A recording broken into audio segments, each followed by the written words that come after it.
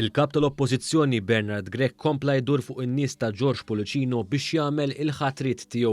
Din id-darba kellu jinnomina rappreżentant fuq il-Bord tal-Awtorità r-Riżorsi u l-Ambjent u mar għal Chris Chantar.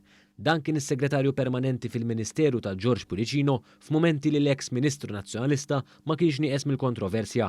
Iżda Chantar jibqa' magħruf mhux biss bħala ħaddiem taċ-ċivil iżda bħala bniedem qrib l-eks Ministru u l-Partit Nazzjonalista. U kien wieħed mill-ewlenin fit-tfassil tal-politika ambjentali tagħhom f'ħut mill-aktar mumenti kontroversjali fit-tfassil tal-politika ambjentali ta' pajjiżna. B'effett ta' wħud mid-deċiżjonijiet għadu jinħassa llum f'applikazzjonijiet li saru possibbli b'deċiżjonijiet ta' dakinhar. Fil-fatt fi żmien li l-Gvern Nazzjonalista kien estenda żoni ta' żvilupp, Chantar kien direttur għall politika ambjentali tal-pajjiż u eventwalment kien promoss għal segretarju permanenti. L-għażla ta' Chantar mhix kombinazzjoni għax Bernard Grech għandu ieħor ta' George Polucino jiġbed l-ispak fid-Dar Ċentrali bl-isem ta' Ray Bezzina.